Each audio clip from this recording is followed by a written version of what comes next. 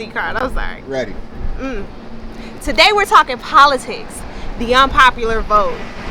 Why is it that people don't come out and vote like they do in the presidential elections? We've got a couple of candidates here today that are going to discuss why these midterm elections are so important. This is Every Woman.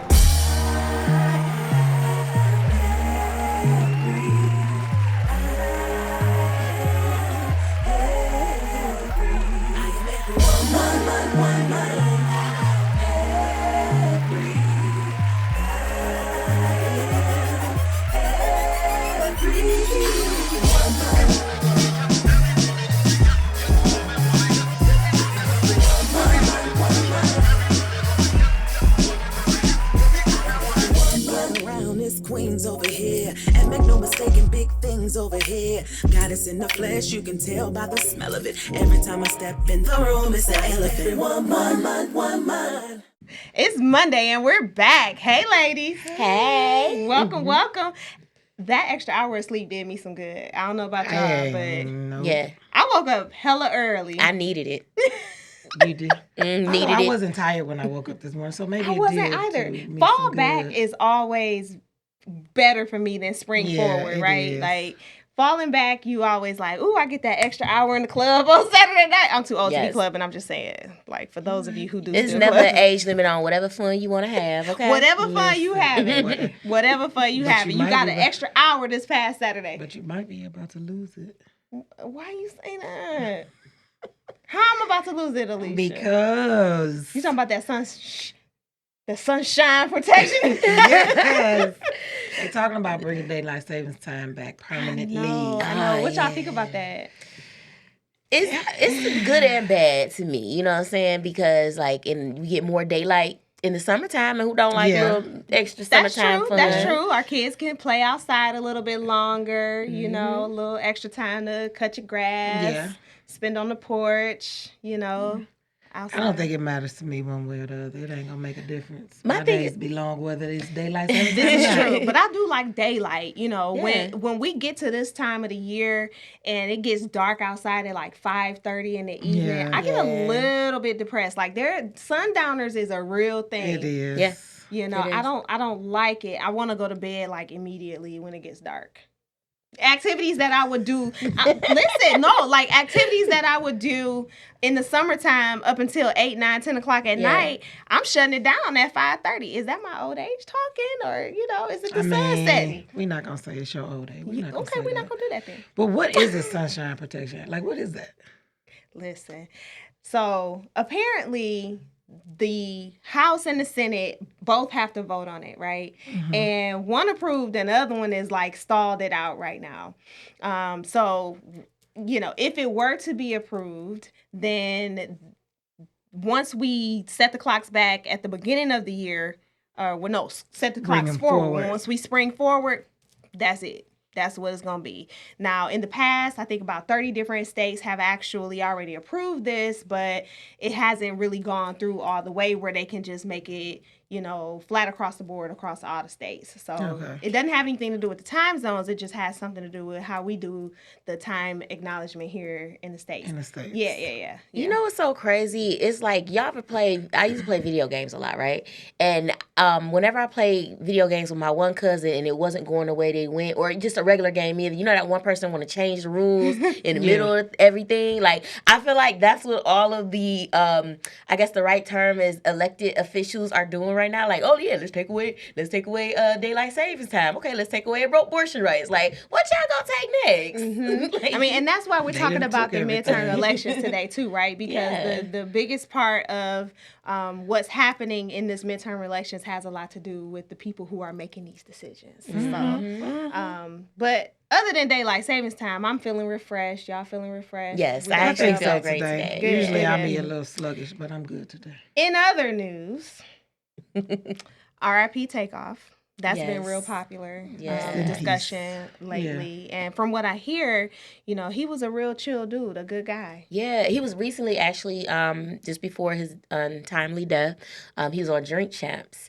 which is a really popular show. And he was saying how, I want to get my flowers now. Don't give them to me when I'm gone. And then, unfortunately, that happened. And he was just saying, things about to take off, no pun intended, you know, because Takeoff is his name. yeah. But it's not known who his killer is, but it is. So they're still looking for Yeah, him. they do have a person of interest because there's a video out there, and it's showing someone holding up their gun, and then, but the thing is, it was several shots fired from different people, but it's saying, and it was 3 people struck, but Takeoff, unfortunately, was one of the fatalities in those 3 people. But it is rumored that it's someone from their camp that the stray bullet hit. So it wasn't an intentional. So like friendly fire. Yeah, it wasn't an Well, intentional no fire murder. is friendly. Let's start there. I mean, that's how they. I don't like the word, the phrase, but I mean, when it's from your line of defense, so That's your what people, they call it friendly Yeah, fire. they shouldn't call it that. And you know, it goes back to like my mom used to always say, a bullet ain't got no eyes. And this is a prime example or name, right? Because it all started, they were shooting dice, and then they were at the bowling alley, they were shooting dice, and they went outside, and Quavo and another guy were arguing back and forth about, I could play basketball better than you did. Next, you know, pop, pop, pop, pop, pop. Yeah. And it's unfortunate. So for those who are watching that don't know who we're talking about, Takeoff is one of the 3 members of the group, Migos. the Migos. You know, in the kitchen like a stir fry. That's Bad one of their songs. ambition. Right. And then one of the members is married to Cardi B. What's his name? Quavo. Quavo. No, I mean, I'm sorry, no, Offset. My that's bad. Sorry, Offset is My married. bad. Offset is married to I got Cardi B. Quavo on my mind for some That's reason. his But uncle. yeah, Oh, they were Offset related? is who's Okay. married to Cardi. Takeoff's So uncle. the young man Takeoff from the group of Migos. Migos. Yeah, Migos. No. What did I call them? Did I do Oh, that? Did I do Migos. that old lady thing? Yeah, baby, Don't you be know all that over group the of Migos. Migos. Okay, 28 years old. Unfortunately, no longer with us here on Earth, but probably had a very huge impact in the people who were around him day to day, and just another life loss that's truly unfortunate. It is unfortunate. You know what? A lot of artists are starting to say, like, you know, no more songs and music with or promoting violence. I've even seen a lot of people on social media saying, you know what, I don't want to listen to this type of music anymore. So, you know, it's unfortunate that happened to him, but maybe what did happen can cause a change as well. Yeah, I agree with that, because you know what we perpetuate in social media on on all of the news channels and in movies and everything that we are showing, especially to our Black community. Right. Those are like, okay, this is going to be a very unpopular thing to say, but you know how in we live in a capitalist society, Right. and in a society such as like in China, where the government regulates everything, like even down to what they can watch on TikTok, you know, they're not promoting these negative messages and things like that. I mean, I'm not saying that we should take it that far, but Take responsibility of what we're putting what out we're there. putting out, the content that We we're putting out should. there. One of my little cousins was over my house last night. She's 12 years old in the 8th grade, and she was showing me a video of a birthday party that she went to, and all these little girls was doing was twerking. And I'm like, so did y'all do Jesus. anything else at the party? Or, you know, like, is this what is, you know, fun to y'all? But you know what, though? I hate the negative stance that twerking has, because honestly, like, if you look back to African culture, that is a way of dance. It So, is. like, why does twerking out of all the dances have such a negative stigma? Like, those TikTok dances sometimes can be just as seductive, but it's cool because it's a TikTok dance. So I think that basically what we have to do is change the narrative. Yeah, we got to change the do. narrative and give more affirming messages about what it is that we want to put out there. To your point about the rappers saying that they're not going to listen to or promote that music anymore. Yeah, the reality is, though, that a lot of these rappers are really rapping about what they know about their life. You know what I'm saying? How they grew up and things like that. So that is what they know. Yeah. However, yes, we do need to change the narrative. Some of them or be their faking environment. it. Yeah. They don't be really doing that stuff in real life. Could be. Yeah. Yeah. Yeah. A whole lot of them. Whole heap of them. Yeah. But on the topic of violence, you know, another big story that's been in the news lately was the fight in the tunnel after the Michigan State University and the U of M game. Mm-hmm. Now, as a mother, my heart goes out to the family of the young man who has been concussed and hit with the helmet by the MSU team. And I have he doesn't anymore, but I had a son who played football. Both of my boys played football. And I just could not imagine being in the position of not knowing that your son is being harmed in that way, in that tunnel. Like, just from a parental perspective, my heart goes out to those Yeah, that people. video was hard to watch. Yeah. You know, especially I am a mother of a teenage son too, so it was really hard to watch. We don't know the reason why he ended up in that tunnel, and my question was, is that always the case? Like, do the teams always enter and exit? Because that was the thing, they entered and exit The same tunnel. Now, Well, in I guess that it depends stadium, on yes. And see, It's only one tunnel in place. that stadium. Yeah. Yeah. And the visiting team normally goes first. Like, and so, you know, the winners, they should have been On out the there field celebrating. So it's no reason for him to be attacked, but you know, it's like we don't know why he went in that tunnel, but at the end of the day, no one should have touched him. It shouldn't matter. So why he was in there. The story that it definitely shouldn't matter. Right. But the story that I read from his father's perspective, who was interviewed, was that his father flies up from Texas for every home game. And it's the young man who was attacked has a twin brother, and they both play on the same University of Michigan team. So after each game, typically him and his brother, they, make a mad exit out of the tunnel so that they can spend time with their father or whoever, his family is visiting from out of state, so that they can, spend some time together quickly after the game. And true to form, that's what he was doing, not realizing, and who really knows, but this was supposedly his father's perspective, that he was walking through the tunnel with the opposing team. And who knows what words were exchanged. I mean, the video did show the interaction, and it was just traumatic. Like, that should never have happened. And I know that there are going to be charges filed. There's about 8 students right now. Because Jamon Green, he was punched, and then Jaden McBurrows, he ended up getting attacked when he was trying to help Green out. But the crazy thing with that is that good sportsmanship should be practiced on and off the field. So you're not on the field anymore. Right. And I understand it was a rival team, and I get it. Huge rivalry. But you went too far. Yeah. And now you get really at your future at stake. Like, Absolutely. You ruined yourself, basically. Yeah, these students, they may have been on the verge of something great, and now that could be in jeopardy. And that's unfortunate. I've seen a lot of these kids grow up, because these are both Michigan teams, and we live here in Michigan. And, a number of these kids have probably, I know for sure, interacted with my children. Yeah. They've played PAL football together and have, done well in their, school-age careers, and have graduated to the higher education level. So it's really unfortunate that this incident happened. So I'm just wishing all parties well in that that are involved in that situation. And, unfortunately, there will be consequences that will have to be answered for,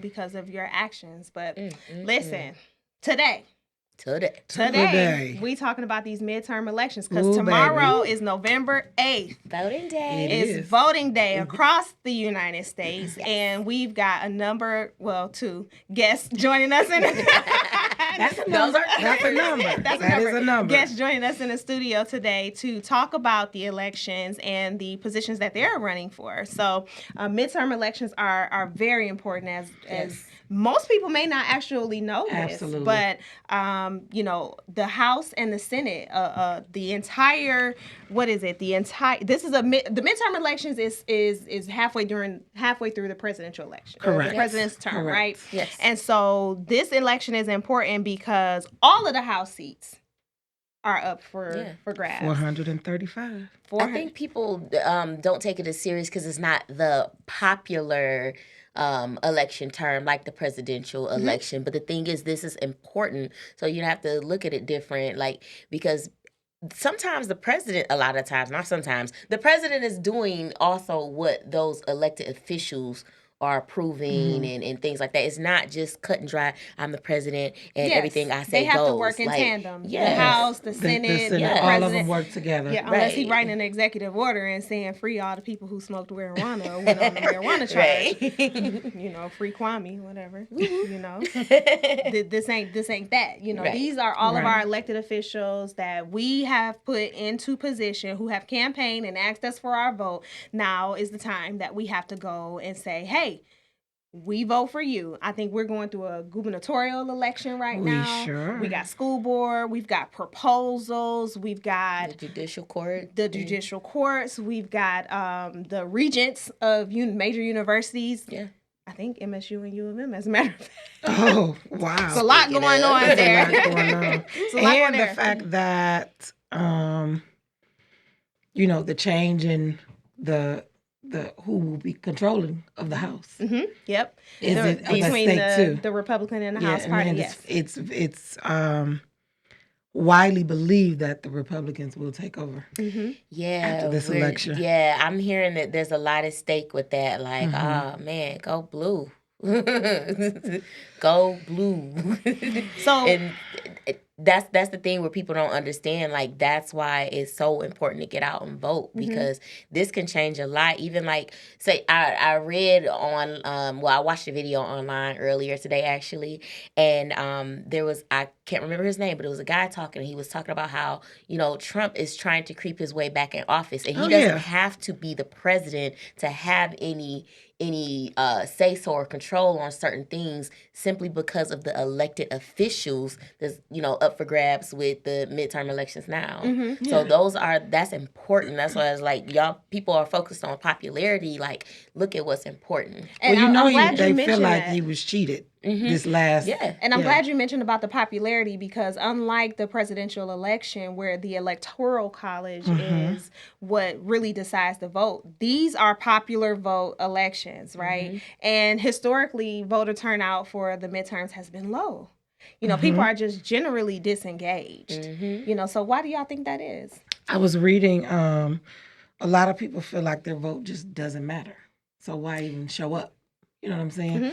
Like back in 2016, I believe it was, statistics say that four out of every 10 people who are registered vote actually go and cast a ballot, which is low. That's less than half of that number. You know what I'm saying? So people just are feeling like, why? Because the people who are, as they feel, are not qualified or whatever, are still taking office.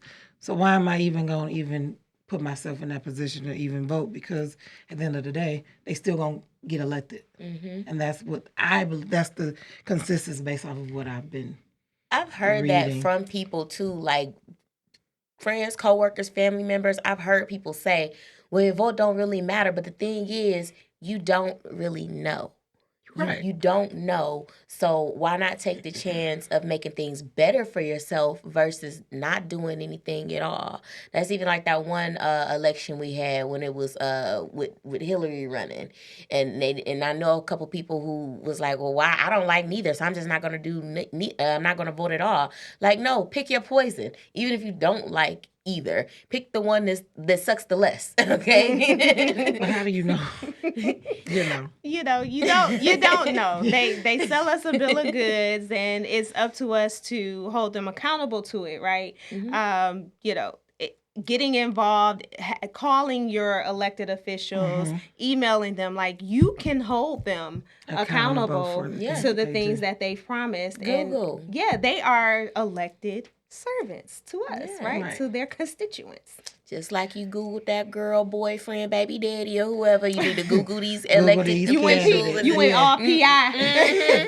Y'all know how we like looking up stuff. All PI on these candidates. Yeah, I mean, there's a lot at stake in this particular election. And what people need to understand is, like you said, unlike the electoral college, we are the ones that decide for these people that are running for office. We are the ones that decide who gets into office. So your vote does matter. It does, absolutely. Yeah, absolutely.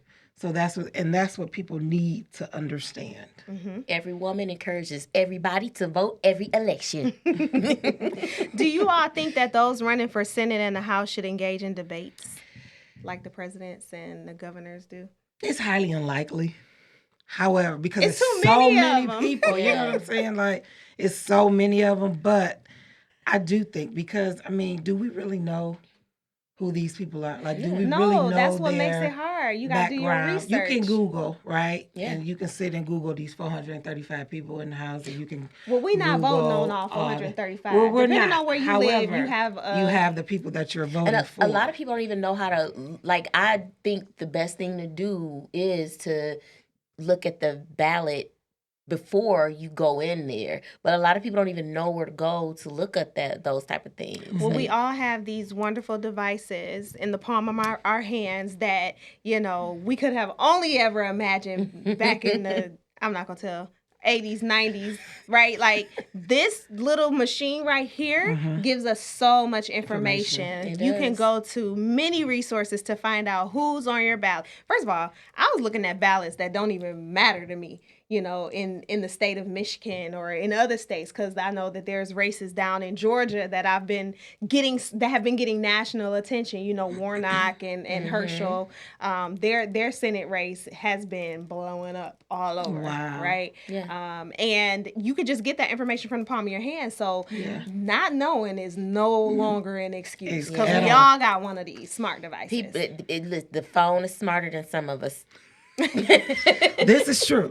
We just gotta use it. Listen, you can utilize your resources. You could legit just push the microphone and say, "What's on my ballot?" And your phone is smart enough to know that you are in whatever state you are in, right? And it's gonna pull it up for you to start clicking on links to figure it out. So here's a fun fact, and I wonder if you guys knew this, because I did not know this, and it's because I've always wondered what the census was for. That's how the House of Representatives are determined. Oh, yeah, okay. Yeah, did not know that. So every 10 years, and so with the 435, one person is selected for each state, and then the rest of them are divided between the 50 states. Look at you, being Did y'all grow up with y'all parents like having a stigma with filling out the census? Like, cause my mom, she was like, they just trying to be nosy, and I didn't want them in my business. I honestly can't say that I really know that my mom had a position on that. Like, if she filled it out or if she didn't, no. Yeah, the answer is no for me. I did not. She was not rocking with a lot of things. Yeah. I think one year my mama she was an actual census taker where she went around and actually So your mama filled it out for your household because she was she believed in it. Well, I think she was just trying to, it was a paid gig. So, hey, we're going to I don't have nothing to do, so I'm going to go ahead and... I fill it out. I think it's important. I think it's pretty important, too. I don't feel like I'm giving away too much if I fill it out. Yeah. So, one of the biggest issues that the U.S. is facing during this election is the Roe versus Wade. This is the Every Woman show. We're all women here, but it's not just an issue that is specific to women. It affects men too. It definitely. does. It absolutely does. And there are some men who have strong opinions on it. Yeah. But in this particular election, there are five states that are going to have this on their ballot. I know here in Michigan, it's Proposal 3 for us. Yes. Yeah. And it's a little tricky, Yeah. It's a little tricky because they've thrown in some extra stuff in there. Like, if you want to keep your right to choose, vote yes on Proposal 3. If you're on the opposing side, vote no on Proposal 3. Yeah. So whichever way you stand on there, the way the proposals are written is... You gotta word it. And they're making phone calls. Like this one lady called me. I didn't want the phone call, but somebody else may have needed that call. And she was like, look, do you believe in you should have your rights? Like this is exactly how she said it to me. And I was like, well, yes, I like having my rights. She's like, well, make sure you vote yes on Proposal 3. And I was like, okay. Was she that aggressive? Yes. Oh, wow. That was a weird phone call. Yeah, I haven't gotten any phone calls. I've gotten texts. Yes, lots of texts. But I haven't gotten any phone calls. Man. So I've got lots of text messages about all of it, from my state representatives to my senator, my congressperson, the Roe versus Wade proposals and everything. Yeah. And I'm just like, ooh, if I wasn't informed, I know now. Yeah. Because see, the thing is, a lot of people think like they're not looking at the bigger picture, because it's not just about taking care of responsibility. Like there's other factors when it comes to women and pregnancy and the reason why they may choose to want to have an abortion. And my stance, I'm very vocal about it. I'm pro-choice. It may not be something that I personally choose to do, but I feel like all women need to have that choice. You have instances where rape may occur, incest. We're not going to act like things like this don't happen. And then that's a whole nother mental issue that you have going on.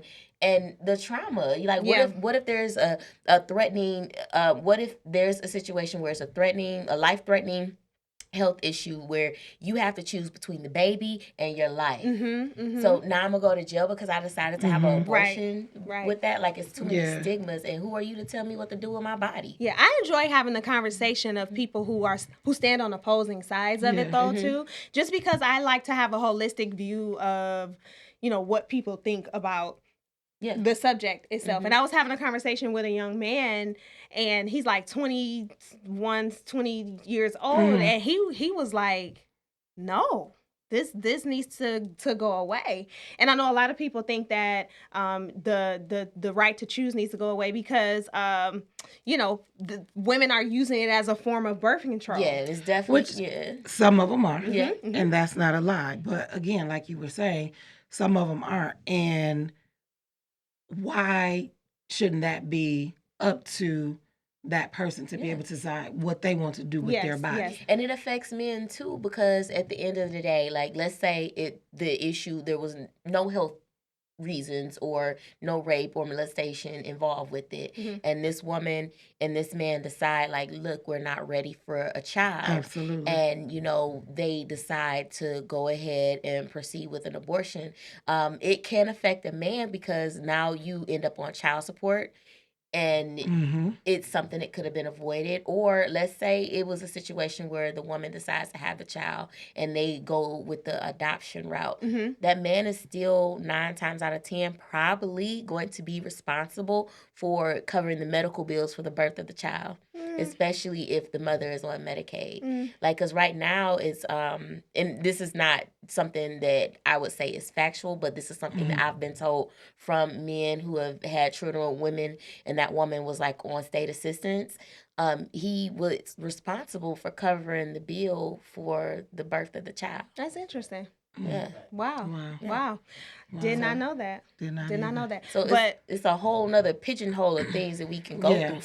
So just we'll put this to rest, because I know we could talk the rest of the show about this subject, and we all know where we stand. You're pro-choice. Yes. I'm also pro-choice, even though I'm not choosing to make any more babies, no more in this life on earth. I'm not either, but I'm also pro-choice. But there are women in my life that if they want the right to choose, I think they should be able to have that. I have a daughter, so that's where we stand on this here panel of 3. But coming up, the next person that we're going to bring on to talk to you guys is our friend Latrice McClendon, who is running for the Detroit Public School Community District School Board. She's going to join us here when we come back and tell us all about her campaign. Stay tuned.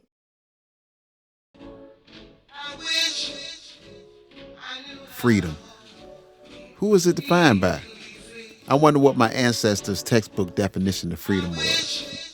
I'm sure it had nothing to do with working for somebody hoping they would thank you enough by paying you until you die. Maybe it changes. All I know is I don't feel free.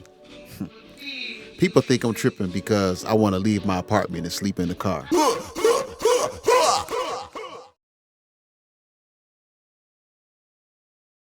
Welcome back. Joining us now is Latrice McClendon, who is running for Detroit Public School Community District School Board. Thank you for joining us, Mrs. McClendon. I'm so excited to be here. Thank you for having me, ladies. Hello, welcome. So tell us a little bit about you and the position you're campaigning for.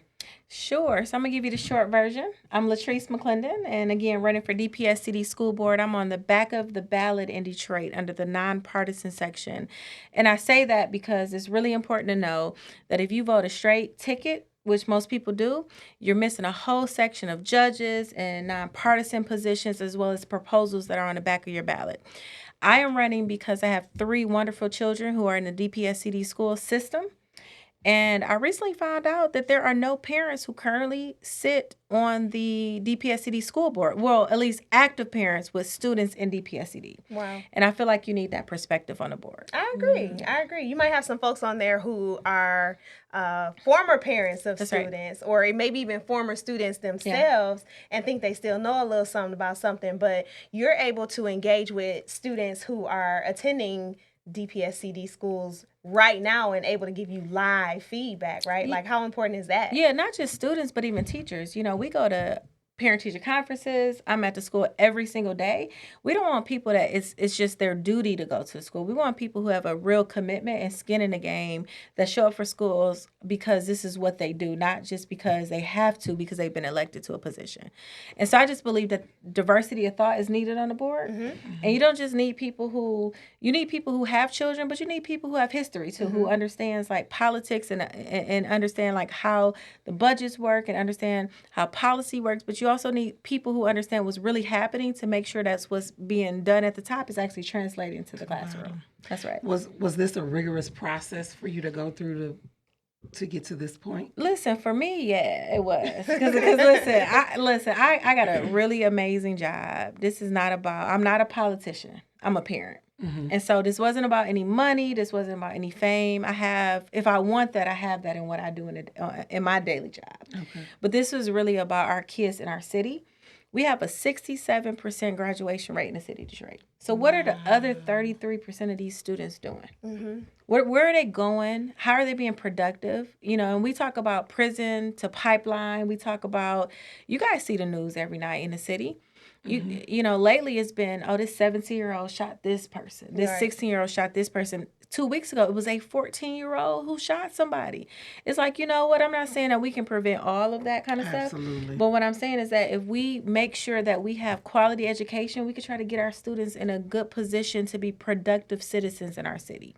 And that's what we need. As a parent and someone that's involved with the school boards, like it's on social media and everything, like parents going on rants, they talking about the school districts and what they don't like and everything, but these same people aren't showing up to the meetings that are for the parents and for that connection to be made. So like, what is your suggestion on like what they can do to better improve something like that? Yeah, so you know, I see both ends of it, right? So as a parent, I see why people won't show up and I see why people do show up. And really it's a trust thing. If I don't trust the system I'm sending my kids to, or I feel like I can't be involved, I don't understand like what's really happening, I might not be participatory.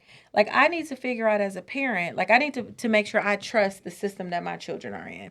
And so personally, I feel like it's important that the administration develops trust with parents. Right. And I'll tell you, all parents are not created equal. We all different. That's true. There's some parents that you got to reach them on Facebook. You got to reach them on Instagram. You can't just send a letter home. Yeah. And so I personally feel like we have to start figuring out how do we reach parents at the level they are. And you have to think about how, just so you guys know, like we've been dealing with issues with Detroit Public Schools for a long time. We've been graduating people who are not literate for a long time. So imagine if you're a parent and you don't have the literacy skills and you don't have the understanding and you're struggling yourself. You may not know how to help your child. Yeah. But it's the administration's job to still work with those types of parents to ensure that they're creating the next generation of successful students. And so there's no excuse. Like we have to build trust and we got to try to get all parents involved, not just the parents that want to be involved. Yeah. So reach one, teach one isn't just for the children, but it's kind of like for the parents too. Everybody needs to be involved. 100%. And we need to stop living in this world where we feel like, oh, they just bad parents. Yeah. Like we got to have empathy for people. Yeah. People go through real life. Yeah. Real issues, right? And it's like, let's stop acting like we just have arrived as Detroiters, and let's start reaching everybody. Because the more we reach everybody, the more kids we can start to benefit. That's why you need people who are not into politics on the board. You need people who can focus on the children. Like forget all the politics, forget all the mess. Let's focus on these babies because they need resources. They need to be literate. They need to be able to get a job or either go to college when they graduate so that they can be productive citizens. I am so on that right now, especially after, spending the last few years in the pandemic and seeing like how many of our students are not graduating, are not getting jobs. I work in corporate America where we look for talent. And one of the things that I constantly hear at the table is we can't find talent in Detroit. Well, I call mess on that. Like I was going to say BS, excuse my language. You can call BS. You can call BS. It's okay. You know, but it's like we have resilient babies in Detroit. I was a resilient baby. I'm from 7 Mile and Schaefer. Ain't no silver spoon fed girl sitting at this table. I happen to have been blessed to have an amazing career and opportunity. We have so many children in Detroit that can have the same thing, and we need people who can like believe in our children like that. Like you can be anything you want to be. Yeah, absolutely. I'm a proud DPS graduate. I rocked my shirt today, you know. Okay. Okay. Oh, you We too? all like, What yes, school? I am. What school? I went to Finney High School. Okay, Finney. That's the new East English Village. Yes, and They we're about to actually trying to rename get. We're actually trying to get that done. So Okay.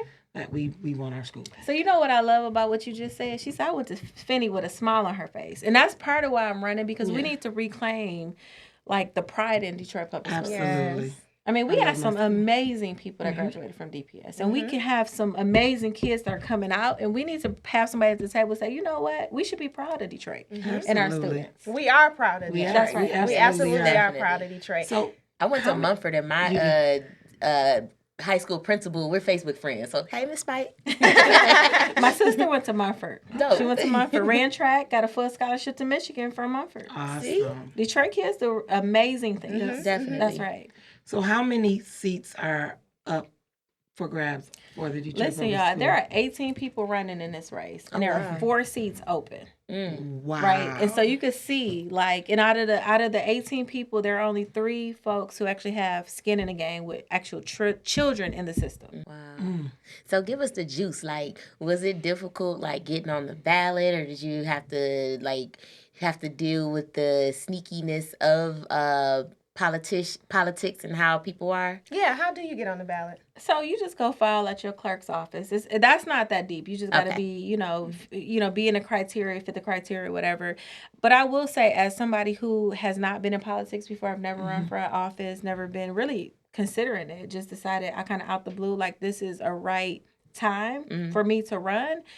It's politics. And when you tell people you a parent and you really got like real, like pure, like I just want to help the kids, people don't believe that. People think that you are trying to, I don't know, they think you're trying to be the president of the United States. I'm like, I'm just trying to be a school board member because our kids need resources and they need somebody to fight for them. Yeah, I think one of the things that I recall from my DPS school career, especially once I got to high school, were the recycled books. So we were using books in 19 whatever. And my Put it out there. Y'all be proud, Tam. Be proud. in 1998 that my nephew, who also went to the same high school that I went to, was using in 2004 Oh, wow. or 6 or 7 or Wow. whatever it was. And at the time, the book did not have a hardback cover.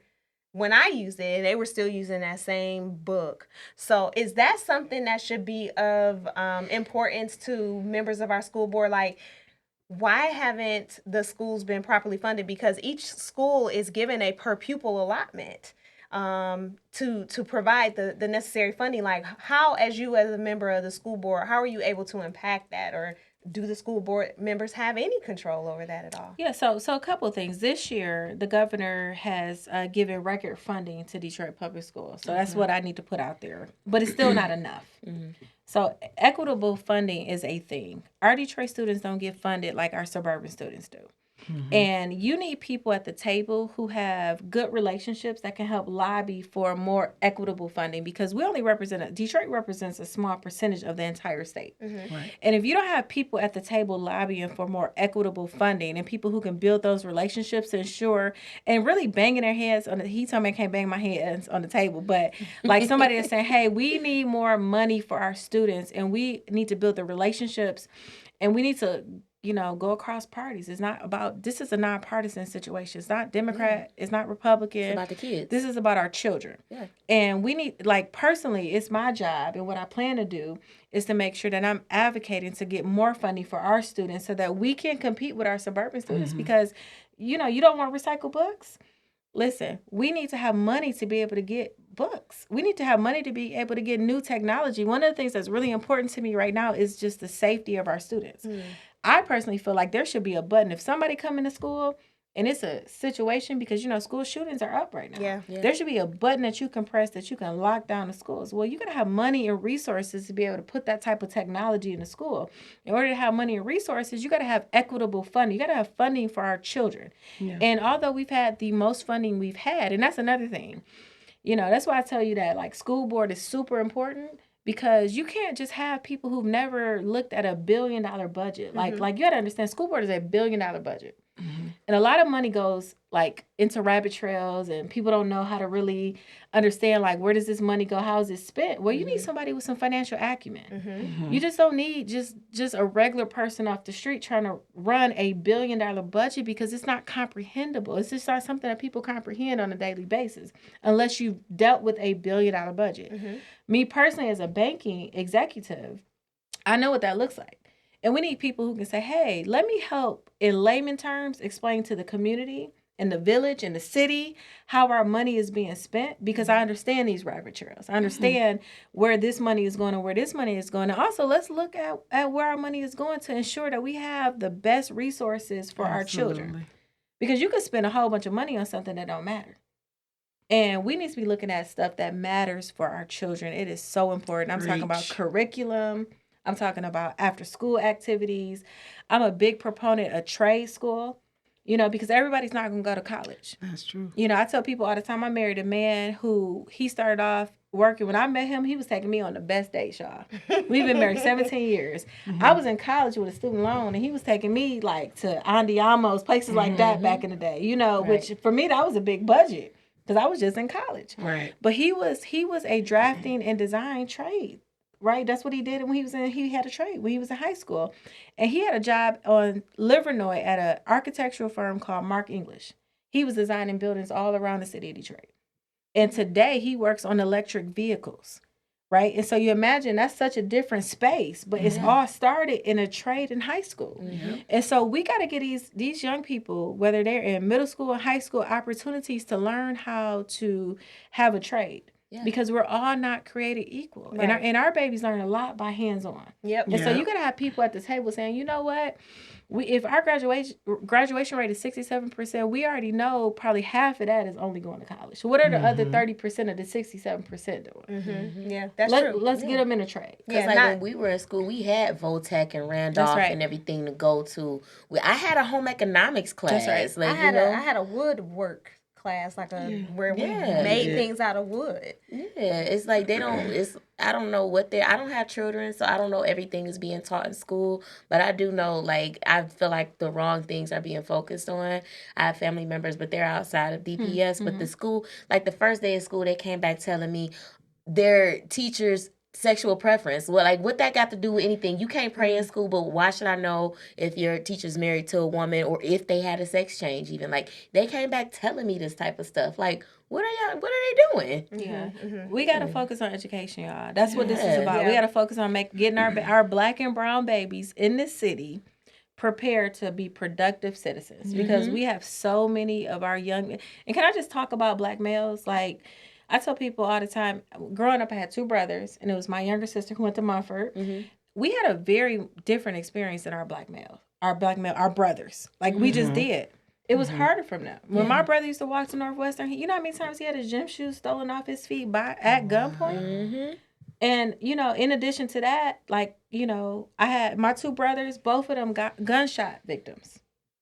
Mm. Yeah. Because the world is different for our black men. Mm-hmm. And we got to have programs and resources, mental health for everybody, but we especially need to hone in on these black boys. Mm-hmm. Because, they're getting hired at a different rate than we are. They're graduating at a different rate than black women are. Yeah. And we need people who can advocate and understand. It's not personal. We're not trying to make them superior. It's not about none of that. We the same. We together, right? We just trying to make sure everybody got the resources they need. And I feel like that's what I'm trying to advocate for when I get on the board. I got two boys, 2 black boys, and I want them to be as successful and prepared for this world as possible. Awesome. Absolutely. So we've talked a little bit on the show today about the midterm elections and low voter turnout. As you've been campaigning and canvassing neighborhoods and making phone calls and doing all of that, what has been your experience with, people actually being responsive to the door knocks or the mailers or answering the phone? Listen, I'll tell you a couple things. Like, people are excited when you come to them. And I feel like that's something when you're campaigning. Again, I'm not a politician, so this is my first time doing this. And I realized, like, politicians cannot take voters for granted. You need to go knock on the door. You need to go show your face. You need to get some literature to them so that they know who you are and what you believe in. In Detroit in particular, people are just, suppressed, what's the word? Oppressed. And I feel like, I feel like we need people that are excited again about, just our future. Yeah. Like, it shouldn't be doom and gloom. We got to restore the joy about what we can be and what our people can be. Because we're so y'all listen. Yeah. I know this ain't a black show, but y'all black. And brown and beautiful women, but we got to get back to just getting excited about our people and being excited that we are resilient people and we are overcomers as a people. Yeah, absolutely. And we need to get more politicians in office who don't take that for granted, who are for you, who are knocking on your door, who are trying to explain their platform.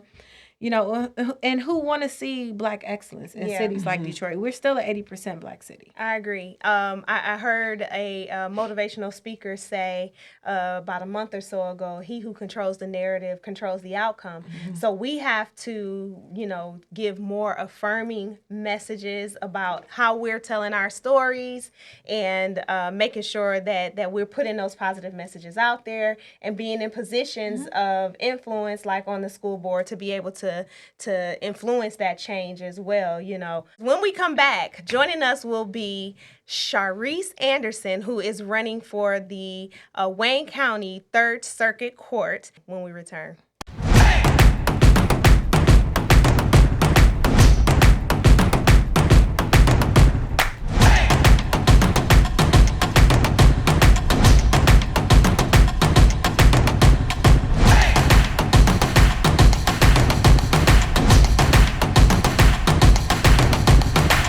Welcome back. Joining us now is Sharice Anderson, who's running for Wayne County 3rd Circuit Court Judge. Welcome, Sharice. Thank you. Thanks for having me. We are welcoming you here to the Every Woman Show. We love that you're here. Thank you for joining us. So tell us a little bit about yourself and what you're running for. So, yes, I'm running for Wayne County 3rd Circuit Court Judge, and there are 5 open seats, and there are 6 candidates. And so when we started out, it was actually 11. So we're down to 6 candidates now. And so the 3rd Circuit Court serves the criminal court, the family court, as well as the juvenile court. Okay. So somebody not going to win. It's not gonna be me. Yeah. 5 of y'all running, six of y'all running, 5 seats available. Yeah. Okay. As long as it's not Sharice Anderson, that's all that matters. Listen. So how did you go about getting yourself on the ballot?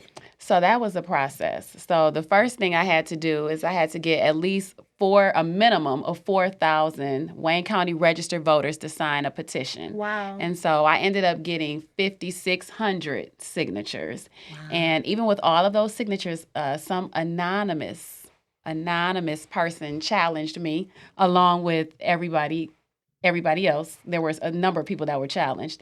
And I had to get an attorney. So the attorney had to get an attorney. Basically. Oh, you had some haters. Oh, yeah, for sure. And so we went through that whole process, the same process where the governors, there was fraud and all of that. We were part of that same process.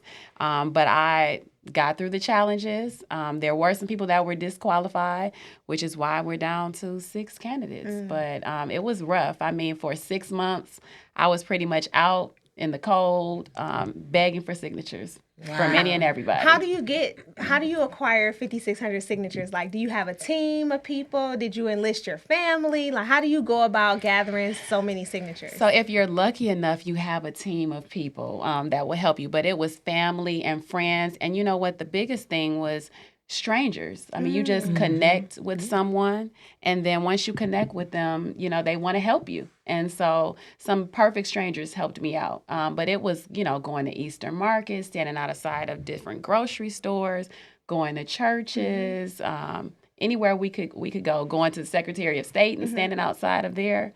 So anywhere we could go to get signatures, we were there. If elected, will this be your first term as judge, or? Yes, this was my first time running for office. So usually I'm behind the scenes. So I've been a treasurer on some other judicial campaigns as well as a state rep campaign, but never out in the forefront. This will be the first time. I see you do a lot too. Like you're a part of the NAACP, a lot of different organizations, and you did prosecution work too as well. Yes, yep. So I worked for the Wayne County Prosecutor's Office as an assistant prosecutor there, worked in their public integrity unit, their community prosecution unit, and I also worked in the juvenile unit as well. And then the job that I do now, I'm senior associate counsel for the Michigan Attorney Grievance Commission, which is basically a fancy way to say internal affairs for attorneys. So when they don't do what they're supposed to do, it is our office that supervises and investigates them. Okay. So you're also a family person. You have a whole family. How has this process affected that? So, or has it at all? Oh, absolutely. It has been a team family effort. Team Anderson really consists of my husband, Courtney. My mother has been very instrumental, as well as my children. So my children, my son is 10 and my daughter is 5. They're knocking doors, canvassing with me. They get up every morning and we say our prayers, and they're like, please, let mom get money and votes. Is this their first time campaigning with you? It is. This is a memory that they're never going to forget. Absolutely. They're going to always be able to reference this moment. Now, to be honest with you all, like, they're ready for it to be over now. It's like, before it was like, yay, let's campaign. And now it's like, campaigning again. Well, we only have a few more days to go. Actually, tomorrow is election day. Yeah. Get out and vote. We got judges running for circuit court out here. So tell us, why is a circuit court judge something that is on the ballot and that the public has to vote for? So I always try to tell people that you're more likely to come in contact with your local elected officials than you are to come in contact with the President of the United States. So you really want to know who your local elected officials are. And the circuit court judges, you can come in contact with them. People just think of someone committing a crime. But if you have a restructuring of your family, you come before a third circuit court judge. If you have been injured in an auto accident and you have, injuries and damages, you also come before a third circuit court judge. And there have been some decisions that have come up recently with the governor going to ask for kind of like injunctive relief with respect to prosecuting when people are dealing with like abortions and things like that. And so that was a circuit court judge that made that decision. Oh, wow. So, yeah, I think it was kind of like a restraining order, injunctive relief. Wow. So we've seen a lot of less people going to prison these days, which is a good thing. It is. But what can we attest to that? Like, why is that happening? Why is it on the decline? I think a number of factors contribute to that. One would be there's been a release of some of like your low-level offenders because of COVID. So that's been one way. And then the other thing is courts are really looking at what they can do to decrease recidivism. And so there have been many programs that are put in place so that people aren't going to jail and aren't going to prison, but instead being equipped with tools that they need to move forward. There's, mental health court, drug court, veterans court, things of that nature that people can be involved in so that they have an alternative for going to prison or jail. So I think that's part of it. Mental health court, you mentioned. That's really important. I know during the pandemic, mental health has really come to the front of the stage for a lot of people. Have you been seeing, like, just in your role that you are in today, have you seen a lot of activity with mental health care and patients and things like that? So absolutely. So in supervising, we supervise all of the attorneys over the state of Michigan, and there have been quite a few attorneys that's suffering from depression, having spent all of that time by themselves, if they didn't have family members. And so what we do try to do is sometimes we recognize that the misconduct is a result of some type of mental health issue or, in fact, substance abuse issues. And so we will refer them to get the help that they need, and we will allow them to continue to keep their license as long as we can continue to protect the public as well. Oh, that's awesome. That's awesome. You know what I really noticed during, well, not because I go to court often. Let's just be clear. I mean, but what I noticed was that the transition to Zoom for the courts was interesting to me to see on the news how they had an arraignment or whatever, and you had this image, this visual of the judge sitting in their little Hollywood square, and and then the defendant in their Hollywood square. Like that was interesting. Do you think that that's something that they might continue or? Absolutely. What I will say is I believe Zoom is here to stay to some extent. Now, you're not going to have like your major, murder trial or your major, wrongful death lawsuit. The trial is not going to be on Zoom. But any of your like pretrial conferences and things like that you can conduct via Zoom, they will do that. I think it's important because now, all of the judges have a Zoom courtroom. Anyone from the public can, go on the website and click on a particular judge, and you can see how they conduct their courtroom. If you want to, look at your ballot and say, oh, I want to, see how so-and-so runs their courtroom, then you can do that. So I think that is helpful. But the flip side to that is that people have to learn Zoom etiquette, too, because we've seen some things, on Zoom that we probably, some body parts and some things we shouldn't have seen. Not body parts. What? Body parts. Say more words. Look, actions that we probably, extracurriculars that Are we you probably serious? shouldn't. You have got to be kidding. No. I'm not. I'm not. I wish I was. And that was going to bring up a question about that. Like, is there certain courtroom etiquette? Because I think a lot of people are not. There's some people, in all honesty, that come to court and they never even probably been on a professional job interview. So they may not also know that there is a certain courtroom etiquette. And with being on Zoom, I'm pretty sure that etiquette is lessened. Yes. I mean, if we could just start with putting on a shirt.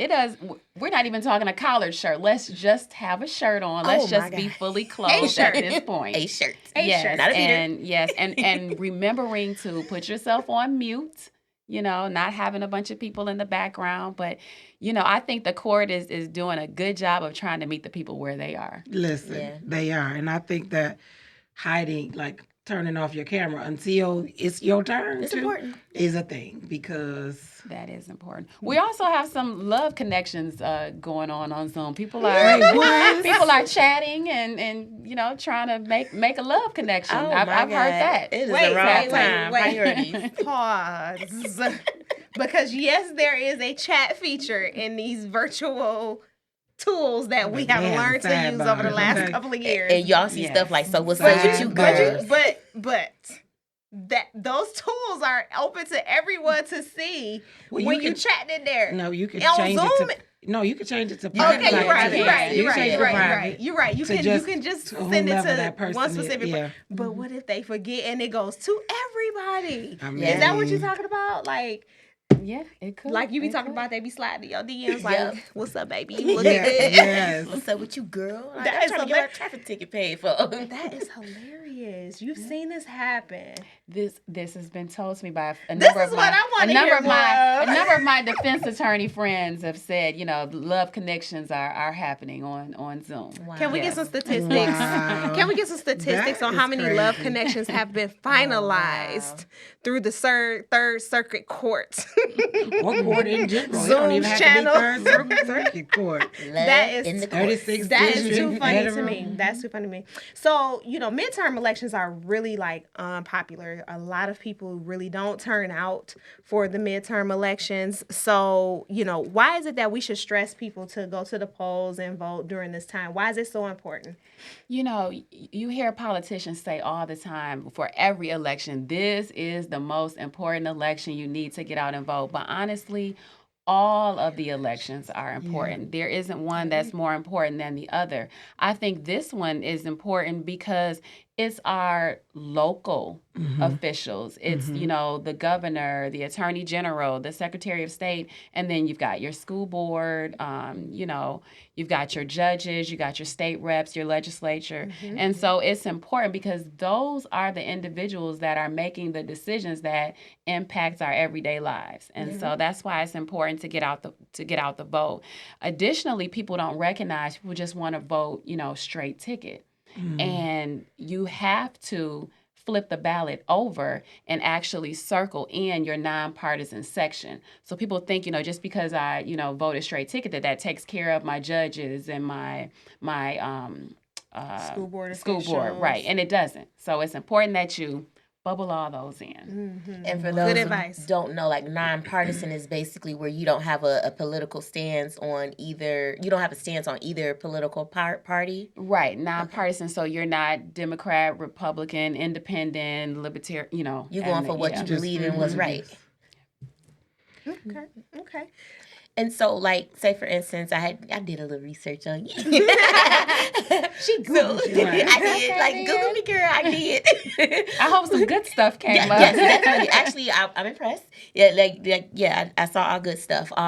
But I seen that you basically worked with attorneys who may or may not have done the right thing and may have lost their license or got disbarred, and you would review their case to see, if they, correct me if I'm wrong, the right term, but to see if they would get their license back.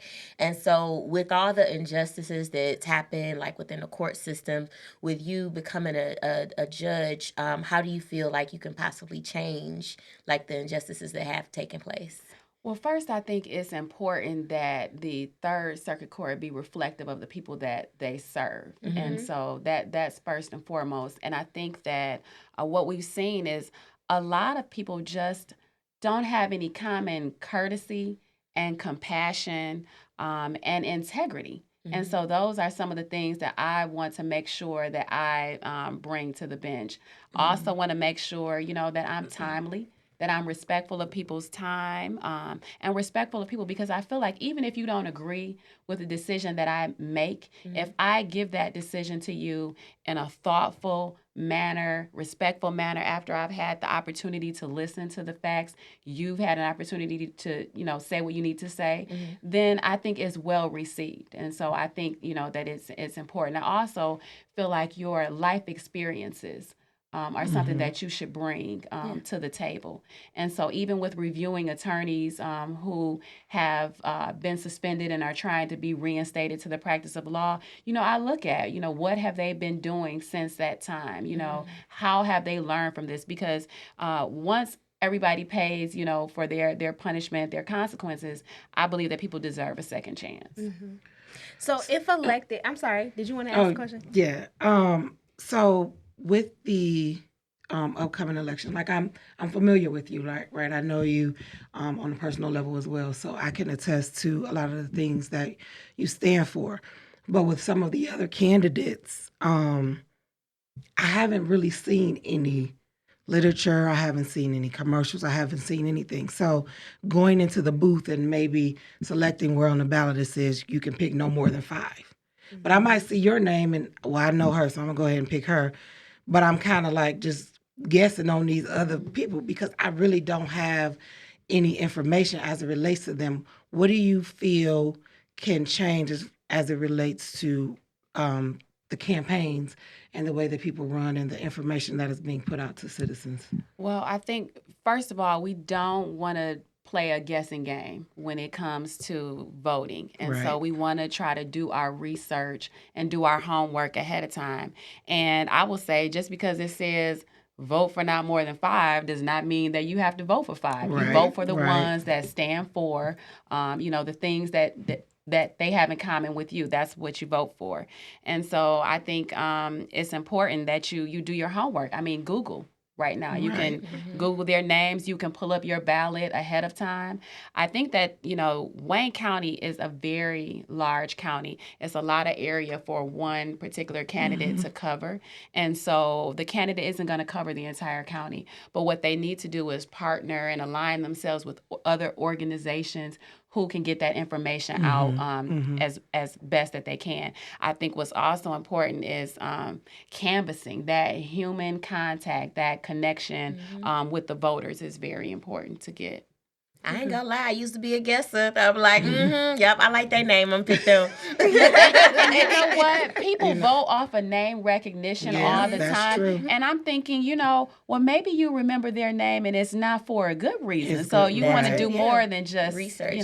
And a lot of people tend to take their phone into the booth, or they got their phone everywhere. So instead of taking a picture of the ballot, saying like, hey, I voted, Google that person. You got all the time in the world. It's not a test. You ain't got to rush. Take your time. Well, that's why we're having this show today, to talk about voting and getting the vote out and making sure that you do your research. Right. I know it's the day before the election, but listen, it's never too late. There are a lot of resources that are available that you can go to pull up your ballot. I've pulled up ballots for, cities, townships, villages that I don't even live in. I'm just curious, like, what's on their ballot? I'm curious. Exactly. It's something different on everybody's ballot.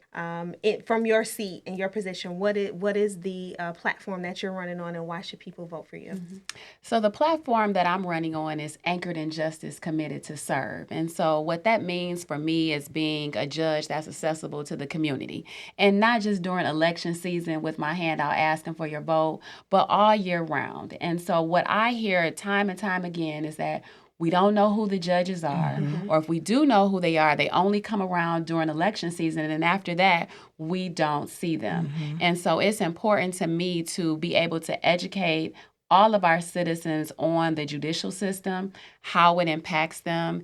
And it's important to me to be involved in those initiatives that involve diversity, equity, and inclusion. Excellent. Awesome. Well, thank you so much, Sharice Anderson, judge running for 3rd Circuit Court in Wayne County here in Michigan, one of the largest, if not, it actually is. It's the largest county in our state. So thank you so much for joining us here on Every Woman. We are so glad that you took time out of your day to join us here and to share your wealth of knowledge with us.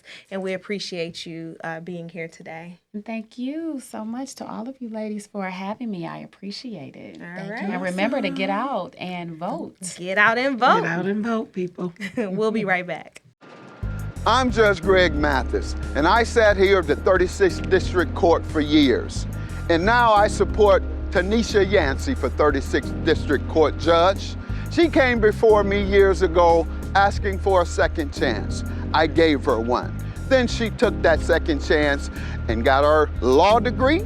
She went to the state legislature where she helped craft criminal justice reform and helped thousands of Michiganders get their records expunged. Tanisha Yancey deserves our support. She served our community. Now let's give her our vote. Thank you, Judge. If it weren't for you and your inspiration, I would never have become an attorney nor a state legislator. So I appreciate you and your support, and I'm asking you all for your support as well. Tanisha Yancey for 36th District Court Judge in this upcoming election. We want to thank our guests, Latrice McClendon and Sharice Anderson, for joining us today and giving us impeccable knowledge about why we should get out and vote and why we need to flip our ballots over. If you would like more information about what's on your ballot and your registration status, go to vote411.org, and there you can get all of that information to make sure you're registered to vote, see who's on your ballot, and any additional election information that you need. And remember, this vote is very important for the Senate and the House. If you need more information about who's on your ballot for Senate, go to senate.gov, and for the House of Representatives, you can go to house.gov. Thanks for tuning in to our viewers. We appreciate you for sticking with us here, and we look forward to talking to you next week. Until then, peace out. It's a wrap.